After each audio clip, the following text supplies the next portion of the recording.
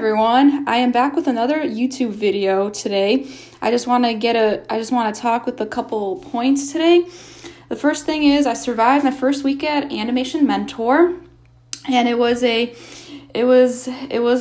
exciting. So I survived that, had my first assignment. I briefly touched upon that last week, how I had to build a squirrel house. So what we had to do for my first assignment was build a squirrel house, import the squirrel rig, create a tree, create a little environment, had a little fun with that. But at first I had a lot of trouble from the squirrel rig. I'll get into that in a few minutes. So for my assignment, like I said, we had to build the house, import the squirrel, right? And then we had to mess around with textures. So one of the fun thing was this was a very open-ended project, and I like open-ended projects.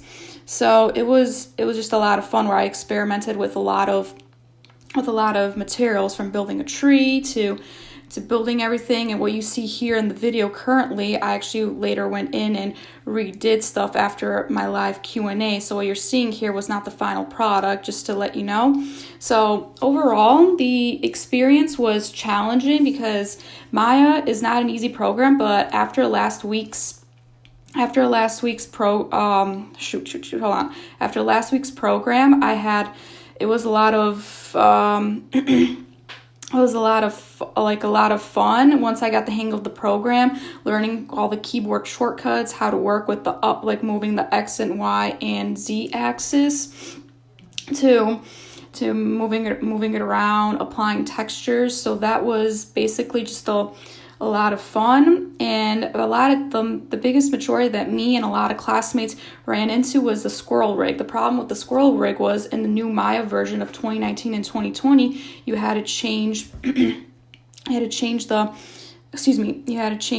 parallel to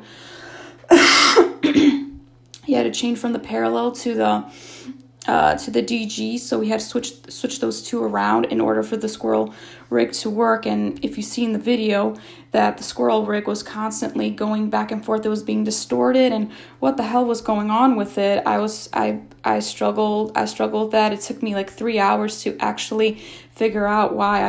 I had the house and everything done, but the squirrel rig just was not cooperating with me. So it took me 3 hours just to figure that out.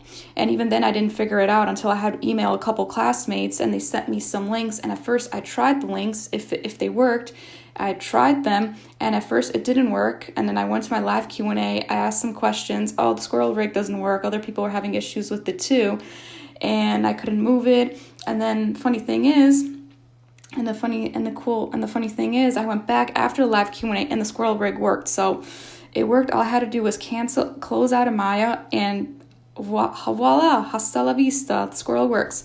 And another thing I want to say is, a lot of things I want to say is that I also learned from applying 4, 5, and 6, like the keyboard shortcuts. Number 6 was adding lighting shading. Another issue I was running into was, the squirrel rig is not in color, and I realized, I had to apply the texture, go back and apply the texture, but I realized I was working in 5 mode, which just shows the basic shadows. It doesn't show the textures.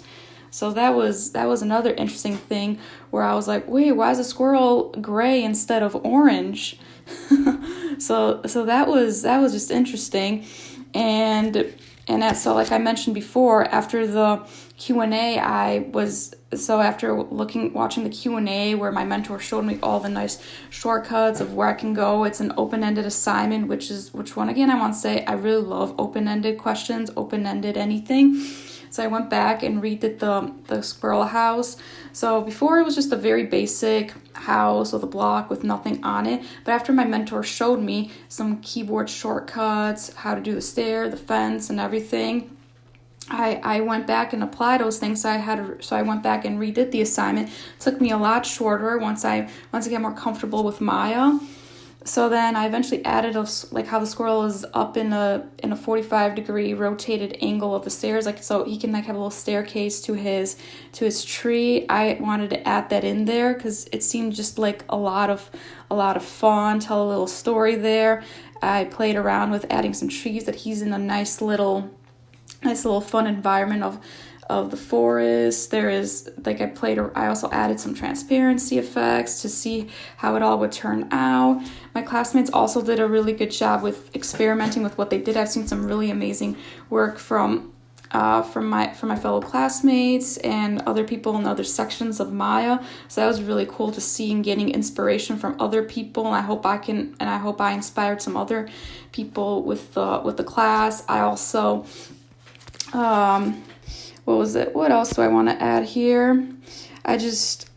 One thing that I was not really satisfied with, and I'm still struggling with, is like applying the lighting and rendering, and this also applies to my drawing skills. So I will say this, that it's still a work in progress for myself. I struggle with like rendering and lighting. I was just recently excuse me, I was recently learning how to do the light source where it hits. So with Maya, what the final composition turned out, there was really not enough light, like not enough lighting in there, so it turned out really dark.